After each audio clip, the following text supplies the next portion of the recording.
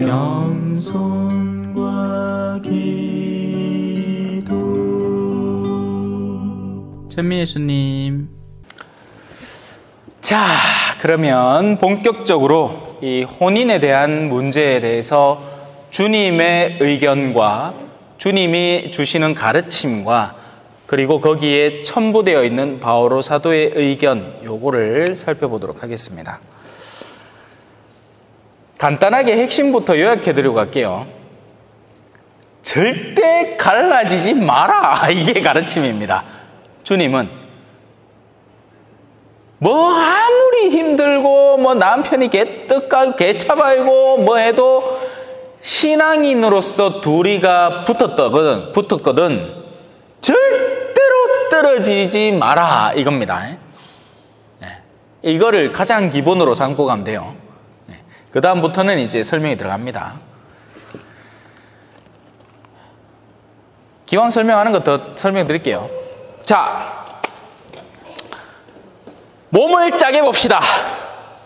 반톰을. 무슨 말도 안 되는 소리입니까? 하겠죠? 예. 그래도 자르는 방식과 방법과 여러 가지 이 기술에 따라서 달라질 수는 있습니다. 어떻게 해요?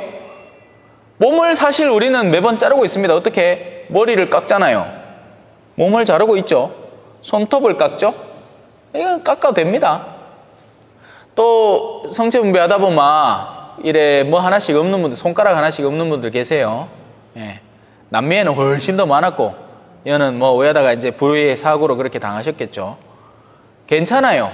떨어져 나간단 말입니다. 또 심할 때는 여기까지 떨어져 나올 수 있어요. 예. 오체불만족 봤죠? 체. 이거 없잖아, 아무것도. 또 거기에 이 미국에 있는 한 젊은 남성 같은 경우에는 여기 상반신밖에 없습니다. 심장과 뇌가 올바르게 작동을 하고 그것을 꾸준히 유지시켜 줄 수 있는 정도의 수준으로 분리가 가능한 겁니다. 근데 세상 누가 하다못해 손가락이라도 띄고 싶겠냐 이 말이죠. 아니죠. 우리가 만약에 어디가 아프면 당장 이렇게 얘기합니까? 야, 의료계의 기본 원칙은 환부는 제거하는 거라겠다. 자르자. 뭐 눈 아프다고 눈 잘라보고 뭐 손가락 끝이 아프다고 손가락 잘라보고, 세상에 이런 결정을 하는 사람은 아무도 없죠. 어떡합니까? 어떻게든 살려보고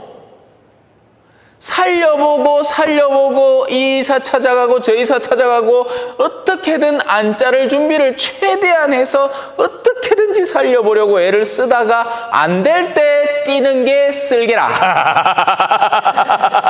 근데 쓸개는 너무 쉽게 뛰더라. 쓸개를 떼는 결정은 너무 쉽게 이루어져 버린 것 같아요. 저는 좀 더 신중하게 바라볼 줄 알았어요. 근데 아이들하고 기술 좋아졌다고 뭐야 뛰고 사는 사람 많다고 띠부작 하는데 괜히 뛴 것 같아. 뛰고 나있긴 해. 이 안 많게도 이 뒤로 나오는 것도 좀 부실하고 소화도 좀 부실하고 뭐 기름진 거 막 피로도가 확 올라갔고 막 그날 오후에 아무것도 못하고 막 될 수 있으면 붙이놓이소. 될 수 있으면. 물론 의사의 의견이 저보다는 전문가니까 알고 뛰겠지만 별로 신중하게 생각 안 한 것 같은데. 여튼 무슨 말인지 알겠죠? 한 몸을 될 수 있으면 안 잘라야 됩니다. 하지만 폐혈증 아시죠?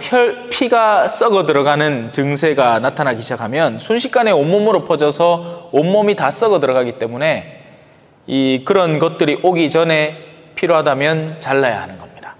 그래서 동상 걸리면 위험한 게 이제 그 안에 고인피가 썩어 들어가기 때문에 그렇죠.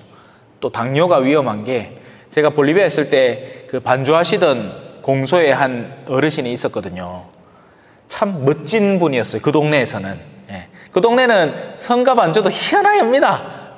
이 전자 오르간 하나 갖다 놓고 그 자동 반주 있잖아요.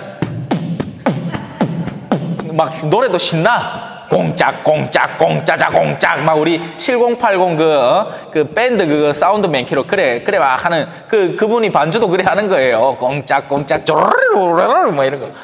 근데 어느 순간에 이제 가보이 발에 붕대가 많았는 거예요. 발가락 한 3개 잘랐다 하는 기라. 그러고는 또 어디 한참 일하다가 또 가보면 발목 잘라놨고 무릎 잘라놨고 이게 당뇨 후유증, 몸이 지체가 끝부터 썩어 들어가는 거죠. 우리나라 같으면 그렇게까지 안 갔을지도 몰라요. 근데 일단 음식 문화 자체가 엉망진창이었습니다. 어딜 가나 내놓는 좋은 음식이 코카콜라고, 기름지고 막 설탕 이빨 뿌리고 단짠 뭐 이렇게 쌓여있긴 해. 동남아 음식이 그렇거든요. 더운 나라 음식들은 소금도 많이 쓰고 설탕도 많이 쓰고 그래요. 그 동네 설탕 나은게 사탕수수도 그냥 씹으면 나름 맛있는데 어적 씹으면. 자, 여하튼 뭐 쓸데없는 소리였고, 몸은 될 수 있으면 안 자르는 게 좋다. 절대 자르지 마라. 하지만 만약에 뭔가 일이 생기기 시작한다면 그때부터 이제 파고 들어가는 겁니다. 이제 여러분이 써보낸 것들에 관하여 말하겠습니다. 남자는 여자와 관계를 맺지 않는 것이 좋다 하지만 불륜의 위험이 있으니 모든 남자는 아내를 두고 모든 여자는 남편을 두십시오. 그렇다고 해서 불륜을 피하기 위한 수단으로 무슨 성적 장난감, 섹스 토이로 아내와 남편을 가지라는 얘기가 아닙니다. 다만 이런 위험성도 염두에 두고 부부 생활을 건전하게 유지하라는 거죠. 필요할 때 먹는 건 너무나 아름답고 좋은 일입니다. 필요 없는데 자꾸 먹으면 뭔가 탈이 생기기 시작합니다. 부부 사이도 마찬가지일 거겠죠. 필요할 때 아껴 먹어야지, 필요도 없는데 막물락해 샀다가는 이제 이 산통 다 깨지는 거예요. 남편은 아내에게 의무를 이행하고 자신이 조금 피로하고 낮에 직장일로 바쁜데 여보 나 씻고 올게 하면 아니 여보 왜 뭐 이런 거 옛날에 영화에 하나 나왔었어요. 막 놀래죠. 한참 20대 때는 막 20대 때는 그 간다 하잖아. 밥 먹다가 밥상 엎어가매 사랑을 나누고, 그러고 30대 때는 이제 밥 옆으로 살짝 밀어놓고 사랑을 나누고, 40대 때는 다 먹고 설거지하고 사랑을 나누고 뭐 그 간다 하대. 재미없습니까? 얘는 벌써 다 의욕을 잃은 것 같노. 여튼 그렇습니다. 남편은 아내에게 의무를 이행해야 합니다. 또 반대로 아내도 남편에게 의무를 이행해야 됩니다. 서로 존중하면서 말이죠. 아내의 몸은 아내가 아니라 남편의 것이고 마찬가지로 남편의 몸은 남편이 아니라 아내의 것입니다. 이 글이 무려 2000년 전에 적혀 있다고 떠올리고 읽어야 됩니다. 대단히 파격적인 남녀 평등에 대한 가르침이기도 한 겁니다. 옛날에는 여성이 수단들이었어요. 그래서 신약 성경에 과부가 아들 잃고는 그렇게 나오는 겁니다. 과부잖아요. 남편이 없단 말이에요. 남자가 없으면 사회적인 영역이 제로 상태인 겁니다. 사실 불과 몇십 년 전만 해도 농가의 현실이 그랬죠. 남자가 가서 뭘 하는 기고 남자가 가서 일을 하는 기고 너네 일을 해도 남자가 하는 기지. 지금이야 뭐 자매님들이 외국인 노동자들 고용해갖고 너가 일 좀 해라 하고 관리를 들어갈 수 있겠지만 옛날에는 무슨 말 없으면 안 되니까 그래 남아선호 사상이 생긴 거 아닙니까? 남자가 곧 집안의 기둥이고 뭐고 근데 지금 여기에는 서로 소속되어 있으니까 존중하라라는 이야기를 가르치고 있는 거죠. 서로 상대방의 요구를 물리치지 마십시오. 이게 좀 열심한 신앙인의 부부 같은 경우에는 그럴 수 있습니다. 여기 뒤에도 나오죠. 다만 기도에 전념하려고 얼마 동안 합의한 경우는 예외적으로 부부 사이를 조금 멈춰 놓을 수 있다. 근데 그건 예외인 경우예요. 그 예외를 통상적으로 운영을 하는 것은 이상한 일이 되기 시작하는 겁니다. 그리고 보통은 자매님들이 신앙을 막 배우다 보면 엉뚱한 열성에 막 사로잡혀서 나도 동정녀처럼 살고 싶다 라고 하면서 갑자기 남편한테 선언을 해버리는 겁니다. 여보, 오늘부터 우리 동정부부로 살자. 근데 그 순간에 남편에게 아직까지 욕구가 살아있다면 어쩌실 겁니까? 그러면 안 된단 말이에요. 그렇게 되는 게 아니란 말입니다. 얼마간 둘이서 합의해서 이렇게 하자. 오케이 했을 때 가능한 이야기지, 서로가 서로를 돌보아 줘야 한단 말이에요. 아니, 부부가 서로의 성적인 욕구를 돌보지 않으면 도대체 누가 돌봐준단 말입니까? 그러니 남자애 같은 경우에는 이 바람나는 거예요. 그리고 남성성은 계속 살아있기 때문에 이 주변에서 늘 꼬신발이 들어가는 여자들도 대기 타고 있단 말입니다. 네, 조심해야 돼요. 그 뒤에 다시 합치십시오. 여러분이 여기 나오잖아요. 절제하지 못하는 틈을 타 사탄이 여러분을 유혹할 수 있기 때문입니다. 그래서 물론 이거는 이제 이 케이스 바이 케이스라 해가지고 케바케라고 표현을 하는데요. 근데 아무래도 남성 쪽이 항상 오픈되어 있고 그런 성적인 영역의 활성화가 더 되어 있습니다. 물론 예외적인 경우도 있어요. 어떤 때는 여성들이 그런 욕구가 미친 듯이 막 이 성도착증이라고 하죠. 또 이런 케이스들이 보통은 이제 이 남편과 약간 시들해지는 시기, 한 50대 초반이나 하는 여성들이 욕구에 미친 듯이 막 불타오릅니다. 예. 그럴 때 정말 조심해야 됩니다. 그리고 그럴 때 사제들도 조심해야겠죠. 성당에 그런 자매니들이 많을 거거든. 작정하고 달려듭니다. 안 당해봐 모르죠. 예? 조심해야 됩니다. 그라이kin에 우리 어르신들은 항상 사제 옆에서 기도를 열심히 하고, 예. 그리고 진짜 여러분들이 보기에도 이상할 정도의 어떤 움직임을 보이는 묘령의 여인이 있다면 미리미리 조심시킬 필요도 있겠죠. 예. 그러나 그렇게 합의하여도 괜찮다는 뜻이지 명령하는 건 또 아닙니다. 예. 바오로 사도가 그렇게 하라고 명령했다, 이거 절대 아니에요.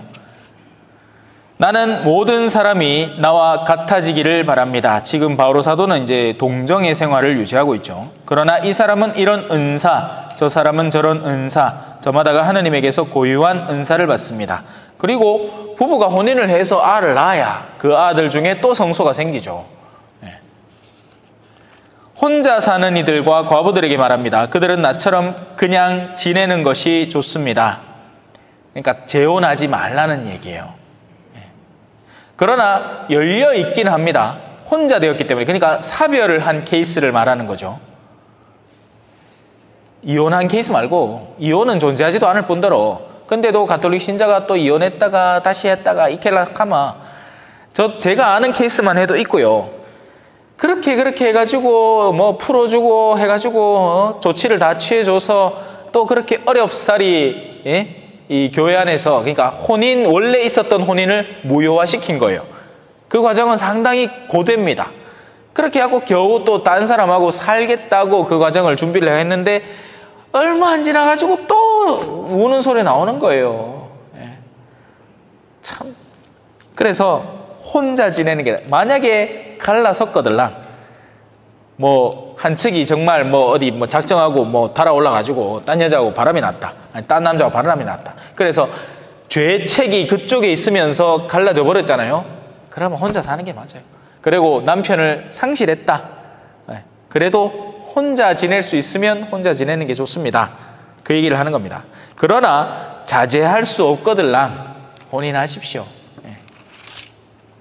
욕정에 불타는 것보다 욕정은 안에서부터 우리를 불태워버리니까. 예. 우리 사제들도 그래.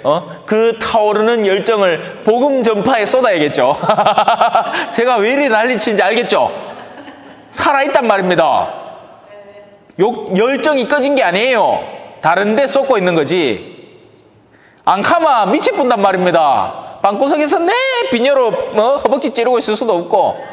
그러니 막 강론 쓰고 또 뭐 어떤 열정을 그게 좋은 거예요. 예. 건전하고. 자, 혼인한 이들에게 분부합니다. 내가 아니라 주님께서 분부하시는 것입니다. 아내는 남편과 헤어져서는 안 됩니다. 만일 헤어졌거들랑, 자, 이제는 앞서는 이제 사별한 케이스를 다룬 거고, 지금은 누구 한 측에 탓이 있어서 헤어짐을 강요당하고 갈라서게 된 케이스를 말합니다. 문제가 심각할 때. 제가 얘기했죠. 몸을 이렇게 가르면 둘 다 죽어버립니다. 둘 다에게 탓이 있어가지고 둘 다 갈라서면 그 갈라서는 즉시 영혼이 짜게져 버리는 겁니다. 하지만 우리가 하느님에게 붙어있다. 하느님이라는 분이 여기서 우리 몸에서 의미하는 것은 심장과 우리의 머리를 의미하는 거죠. 하느님이라는 분을 두고 어딘가 갈라졌다 하면 그 갈라진 측은 완전히 죽어버릴 겁니다. 하지만 다른 측은 그래도 살아남을 가능성이 아직 남아있는 거죠. 살아남고 하느님과 분리되지 않으면 살아남는다는 얘기예요. 만일 헤어졌거들랑 혼자 지내든가. 그래서 만약에 사회적으로 이혼을 했다. 그럼 혼자 지내면서 성당 나와서 성체 모시는 게 문제가 되지 않습니다. 신앙생활을 하면 돼요. 우리는 이혼했다 하면 무조건 저라면 그러면 신앙생활 끝장나는 거 아닌가 생각을 하는데 아니에요. 사회적으로 교회혼을 한 부부가 사회적으로 이혼을 했어요. 그리고 그 탓이 있는 사람은 뭐 애시당초 신앙 따위에 관심도 없겠죠. 근데 그 탓이 없는 사람은 얼마든지 성당 나와서 미사 보고 성체 모시고 하면 됩니다. 다른 재혼을 시도하지 않는 이상 말이죠. 자, 혼자 지내든가 아니면 남편과 화해해야 합니다. 이것도 제가 겪은 케이스 중에 하나인데요. 그렇게 밖을 돌아다니던 배우자가 또 뒤늦게 돌아오기도 합니다. 물론 그때 그냥 나 혼자 지내는 게 좋으니까 이제 혼자 살겠다 하면 혼자 지내도 상관없지만 또 그렇게 돌아오는 남편을 받아들여도 괜찮다는 겁니다. 아직 맺혀있는 유대관계가 존재하기 때문에 그렇죠. 그러니까 이게 얼마나 복잡한지 나는 결혼도 안 했는데 너희들 결혼 문제 들고는 뭐 얼마나 머리를 싸매고 고민을 해야 되는지. 교회가 왜 이렇게 만들어놨느냐? 결론은 하나예요. 헤어지지 말라는 이야기입니다. 왜 하든 동 붙어 살라는 얘기예요. 미우나 고우나. 처음에 약속을 그래 해놓고는 죽이 되나 밥이 되나 뭐 검은 머리가 팥뿌리가 되든지 말든지 왜 하든 동 붙어 그래갖고 기를 쓰고 염색을 하나 봐. 팥뿌리 되면 안 되겠게 그죠? 농담입니다. 자, 그리고 남편은 아내를 버려서는 안 됩니다.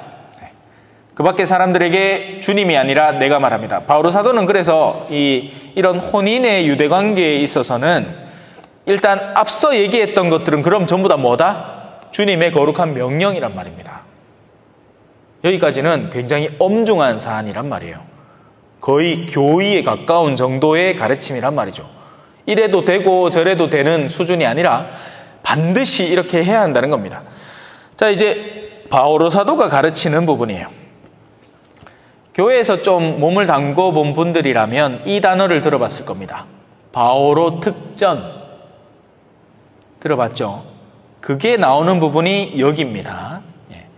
자, 그 밖에 사람들에게는 주님이 아니라 내가 말합니다.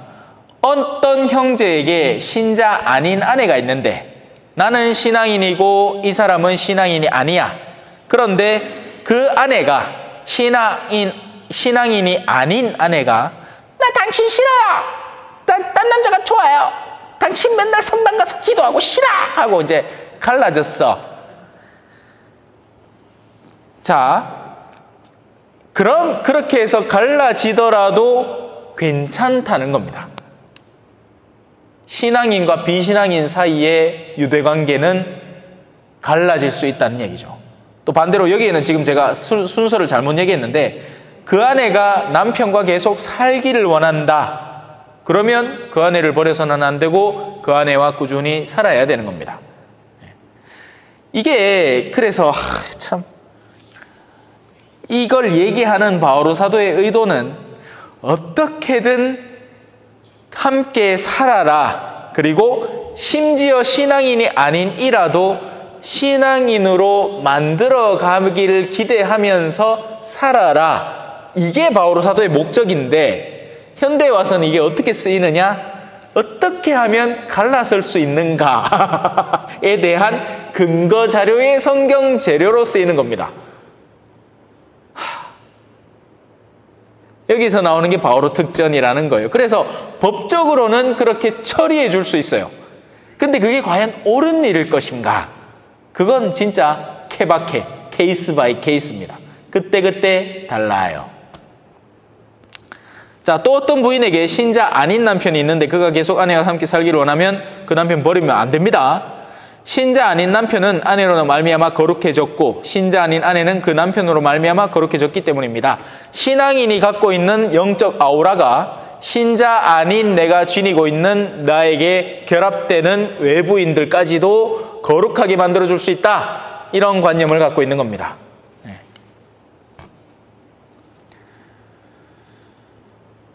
자, 그렇지 않으면 여러분의 자녀도 더러울 테이지만 사실은 그들도 신자가 집안에 한 명이라도 있으면 그 신자가 올바른 신앙생활을 거룩하게 유지하고 신앙을 돈독히 해나갈 때 나머지 모든 사람에게 그 신자의 아우라를 펼쳐서 그들을 구원으로 초대할 수 있는 역량을 얼마든지 펼칠 수 있다는 이야기입니다. 지금 오스카 로메로 형제님 같은 경우에 이 형제님이 신앙으로 점점 다가올수록 심지어는 오스카 형제님이 머물고 있는 회사 사람들까지도 그 가운데 신앙이 없는 사람들까지도 꾸준히 영향을 미치면서 훗날에 아무도 모르잖아요. 그들이 예전에 내가 직장에서 모시던 분이 계신데 그분이 성당에 다니고 나서부터는 뭐가 달라지더만 내가 이사를 왔는데 집 가까운데 성당이 있네? 나 성당에 이미지 좋은데 오늘 한번 가볼까? 아무도 모르는 일이 되는 겁니다. 어떻게 일이 펼쳐질지. 자, 이제부터 여기 있습니다. 그러나 신자 아닌 쪽에서 헤어지겠다면 헤어지십시오. 그러한 경우에는 형제나 자매가 속박을 받지 않습니다. 하느님께서는 여러분을 평화롭게 살라고 부르셨습니다. 아내되니여 그대가 자 이제 이 마지막 부분 16절이 바오로 사도가 하려는 말의 핵심이란 말이에요. 갈라서겠다 하면 갈라서라라는 게 핵심이 아니라 그래도 네가 붙들고 있을 때 뭔가 긍정적이고 좋은 일이 생기지 않겠니? 라는 마지막 여운이 중요한 겁니다. 아내되니여 아내된 신앙인이여 그대가 비신앙인인 남편을 구원할 수 있을지 혹시 압니까? 그리고 남편되니여 내가 얘기하는 남편인 신앙인이여 그대가 아내를 구원할 수 있을지 혹시 압니까? 넘어가겠습니다. 주님께서 정해주시는 삶, 아무튼 주님께서 각자에게 정해주신 대로 하느님께서 각자를 부르셨을 때의 상태대로 살아가십시오. 여기서 부르심은 언제 오는가가 중요합니다. 세례를 받을 때 우리는 통상적으로 하느님이 나를 불러주셨다라고 생각할 수 있지만 아닐 수도 있습니다. 부르심이라는 것은 내가 하느님을 올곧게 인지하고 그분의 가르침을 내 내면적으로 확고히 인지하기 시작했을 때, 물론 여기서 뭐 올곧게 확고히 하니까 뭐 성경을 그럼 다 외우면 확고한 겁니까? 아니요. 감각이 하느님이 무엇을 원하신다라는 선의에 대한 감각이 살아날 때입니다. 이렇게 얘기해도 잘 감은 안 올 텐데, 그러니까 제가 하고 싶은 건 부르셨을 때라는 걸 어느 특정 지점에 국한시킬 수가 없다는 거예요. 달리 표현하면 참외가 익었을 때로 간주하면 되는 겁니다. 참외는 지금도 익고 있거든요. 하지만 참외 농사는 작년부터 시작했거든. 그죠? 작년에 그럼 참외 농사를 시작할 때가 내가 참외를 완성할 때인가? 아니죠. 참외는 언제 완성돼요? 지가 나고 익을 때 완성이 됩니다. 그 개념으로 가야 되는 거예요. 그래서 자, 모든 사제들이 사제직으로 부르심을 받았지만 그 부르셨을 때의 상태, 그때 사실 모든 사제들이 물론 우리는 그걸 기대하죠. 아, 사제직을 받을 때 정말 거룩한 장면이다. 그죠? 예? 근데 제가 제 사제품 받을 때를 떠올려 보더라도 딱히 크게 철딱서니가 많지는 않았습니다. 그냥 여러분 30대 떠올려 보세요. 이제 29, 만 28. 예? 철딱서니가 좀 그러니까 그때 다르지.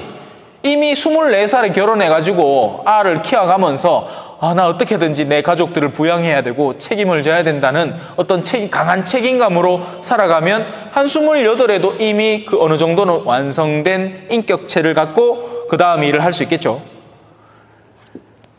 근데 왜 하잖아. 알을 안 낳아보면 철딱선이 안 된다고.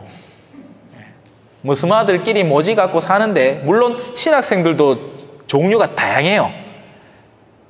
맨날 모이마 지가 받는 재미난 개그 프로 하면서 사람 웃기는 그런 신학생들이 있는가 하면 어느 정도는 그냥 이제 농익어서 어떻게 하면 좀 더 내가 침잠할 수 있을까? 어떻게 하면 더 영적인 가르침에 내가 동화될 수 있을까? 또 내가 훗날 나중에 사제가 됐을 때 어떤 진료를 갖고 사목생활을 할 수 있을까? 이런 걸 고민하는 진중한 친구도 있는가 하면 정말 가벼운 친구도 있단 말입니다. 근데 그런 친구라도 나중에는 서품 받아가지고 뒤늦게 철들 수도 있고, 또 그때 한참 진중하던 녀석도 뒤늦게 어떤 유혹에 뒤끌려가지고 엎었을 수도 있고 그렇단 말이에요. 그러니 부르셨을 때, 이때는 무르익을 때, 영혼이 무르익을 때를 의미합니다. 그래서 그때 내가 처해 있는 상태, 거기에서 다른 걸 더 이상 욕구해서는 안 되는 거예요. 그러니 인자와가 사제가 나도 결혼했으면 좋았을 걸 하는 것만큼 멍청한 생각이 없고, 결혼한 부부가 아이고 오늘 우리가 보고 온 수도자들 많기로 나도 저렇게 수도복 입고 지냈으면 좋지 않겠나 하는 것도 멍청한 생각이라고요. 지금 있는 상태에서 충실하게 살아가려고 애를 써야 됩니다. 적어도 여러분들은 오늘 이 성경 구절을 저와 함께 나누면서 이 부분에 대해서 묵상을 하고 계시기 때문에 이제 다른 여지가 없는 겁니다. 딴 생각하지 마시라는 얘기예요, 한마디로. 자, 이것이 내가 모든 교회에 내리는 지시입니다. 누가 할례 받은 몸으로 부르심을 받았습니까? 할례 받은 흔적을 없애려고 하지 마십시오. 지금 바오로 사도가 서술하는 이것들의 핵심은 후자에 나옵니다. 누가 할례 받지 않은 몸으로 부르심을 받았습니까? 할례를 받으려고 하지 마십시오. 할례를 받았느냐 안 받았냐 대수롭지 않습니다. 하느님의 계명을 지키는 일만이 중요합니다. 저마다 부르심을 받았을 때의 상태대로 지내십시오. 그대가 부르심을 받았을 때의 종이었습니까? 그것에 마음을 쓰지 마십시오.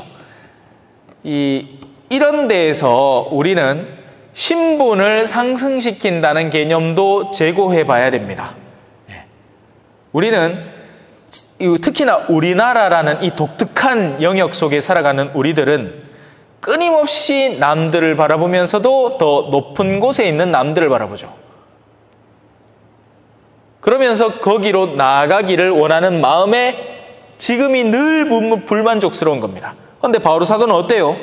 종에게 종인 상태 그대로를 만족하면서 살라라는 가르침을 줍니다. 만약에 이걸 현대에 자기 어떤 성공을 이루는 어떤 처세술 이런 관념으로 보면 세상 이렇게 멍청하고 뭐랄까요?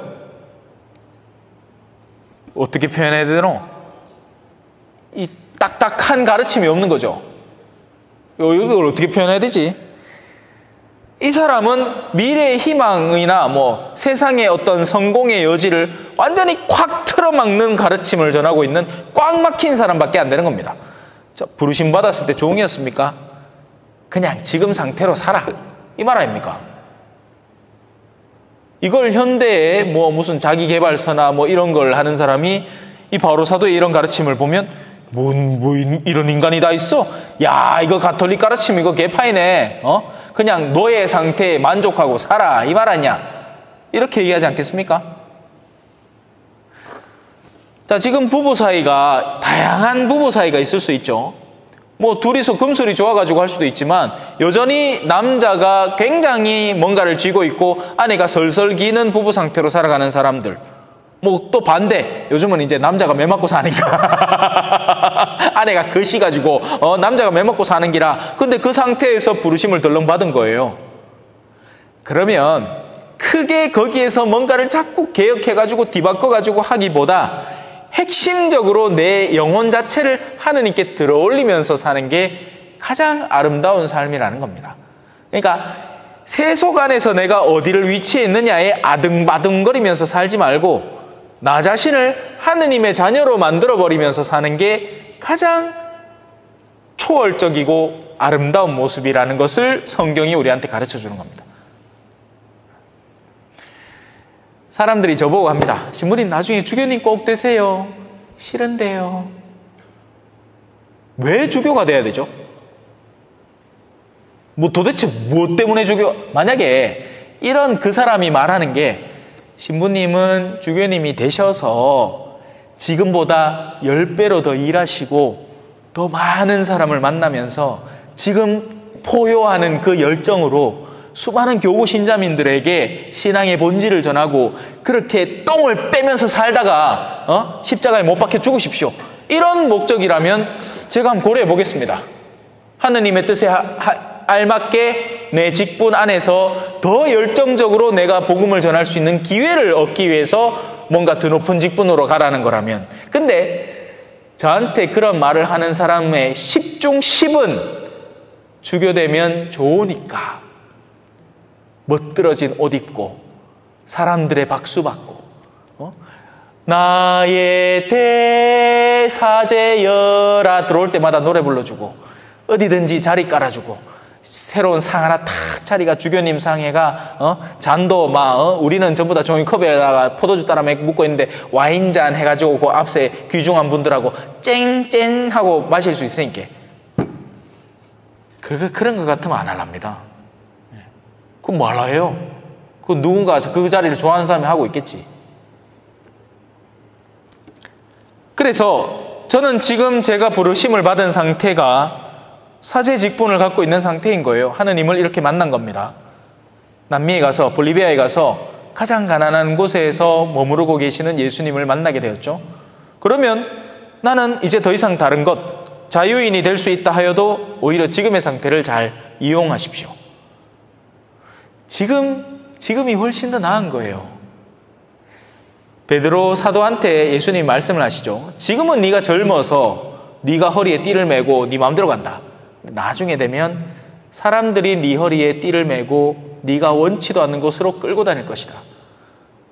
지금 교황님 상태가 그래요. 옛날에 베드로 사도는 뭐 어디 아이고 우리 교황님 우리 베드로 교황님 하면서 그랬을 것 같아요? 아니에요.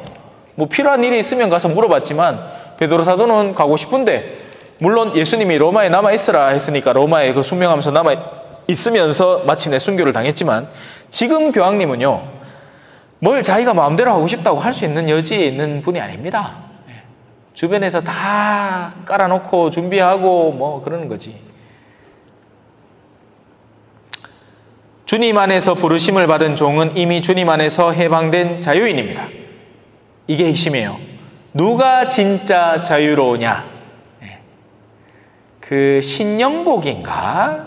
나무야? 작은 나무야? 하여튼 깜빵에서 책을 쓰신 분이 계십니다. 작가 중에 한 분이.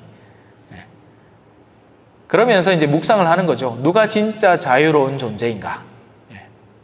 또 저는 가르멜 수녀원에 가면 창살이 이래 쳐져 있습니다.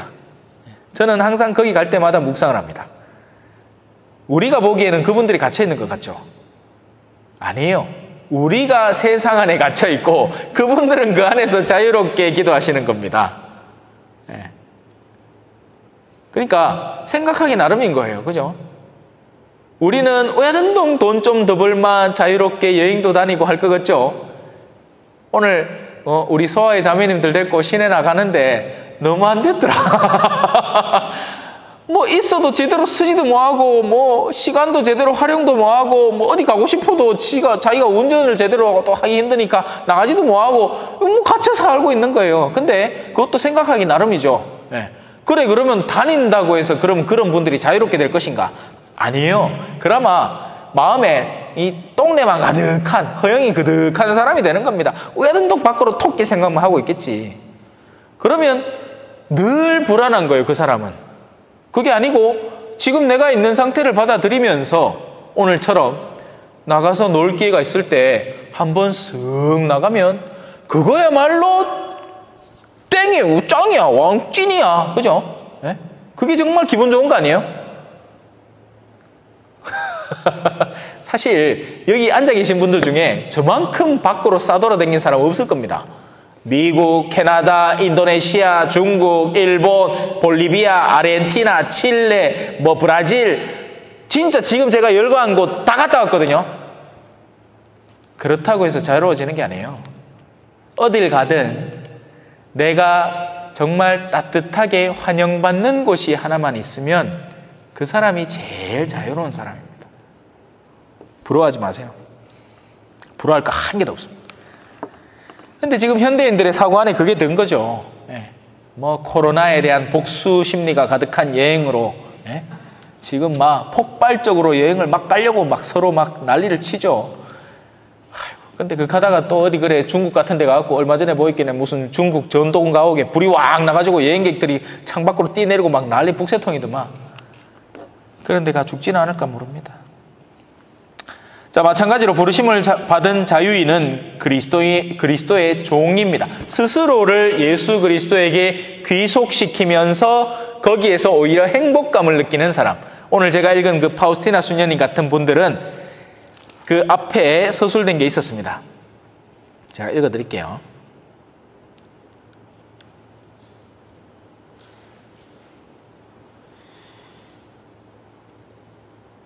오늘 제가 읽으면서 이렇게 적어놨어요. 나는 은총의 부르심을 외면하고 온 마음을 세상의 헛된 일들에 쏟기 시작했다. 그러나 내 영혼은 어떤 것에서도 만족을 찾지 못했다. 그리고 이 끊임없는 부르심, 예수 그리스도로부터의 부르심이에요. 나를 무척 괴롭혔다. 나는 여러 가지 오락을 통해 이 부르심을 억제하려고 노력했다. 내적으로 오시는 하느님을 외면하고 내 온 마음을 피조물들에게 쏟으려 갖은 노력을 다 기울였지만 하느님의 은총은 나를 이겼다. 성인들이 세상이 맛있는 줄 몰라서 안 먹는 게 아닙니다. 알아요. 얼마나 맛있는데 그 쾌락들이. 하지만 더 내밀한 기쁨을 알아버린 거죠. 그러니 그걸 얻어 누리기 위해서 이걸 포기하는 것은 크게 어려운 일이 아닌 겁니다. 이것밖에 없는 사람에게는 이걸 갑자기 버리라 하면 죽을 노릇일 거예요. 하느님께서 값을 치르고 여러분을 속량해 주셨습니다. 사람의 종이 되지 마십시오. 형제 여러분, 사람의 종이 되지 마십시오. 이 성당에 나올 때도 하느님에게 귀속되어서 나와야 여러분의 마음이 기쁩니다. 사람의 눈치를 봐가면서 오기 시작할 때 여러분은 옳지 않은 상태를 살아가는 겁니다. 형제 여러분, 저마다 부르심을 받았을 때의 상태대로 하느님과 함께 지내십시오. 자, 다음 시간, 마지막 시간에 혼인과 미혼 살펴보겠습니다. 그리고 좀 더 할 수 있으면 하고 마지막 시간을 보내도록 할게요. 그래서 몇 분의 의견이 쫑파티를 하자 하는데 하죠. 그래서 조금 일찍 오시마. 다음 7시 반이니까 6시에 오셔서 통닭이라도 하나 같이 시켜갖고 농갈라 먹고, 오신 분들 있으면 한 3개 정도 시켜갖고 농갈라 먹고, 그러면 되겠다. 통닭 싫어하는 분들 인상이 딱 써진다. 신부님 통닭 먹으면 안 되는데. 괜찮아. 맨날 먹는 거 아니잖아. 요즘 많이 참고 있습니다. 저녁마다 가작할 거를, 아이고 오늘 날도 더운데 생맥주 한잔 사주이소 하고 싶은 걸 내가 요새 많이 참는다. 그래가 이제 다음 주에는 통닭 1마리 하고 통닭 한 3마리 시키면 되겠다. 그죠? 아니다. 호식이 2마리니까 2마리씩 2개 시키면 되겠다. 그래 와갖고 통닭 1마리씩 먹고, 저마다 같이 나눠 먹고 싶은 거 쪼면한 거 있으면 통닭은 제가 살게요. 나머지는 여러분들이 음료수나 간단한 과일이나 이런 거 있으면 챙겨 있어. 자, 그러면 마친 기도하겠습니다. 성부와 성자와 성령의 이름으로 아멘. 영광이 성부와 성자와 성령께 처음과 같이 이제와 항상 영원히 아멘. 성부와 성자와 성령의 이름으로 아멘. 수고하셨습니다. 찬미 예수님, 겸손과 기도.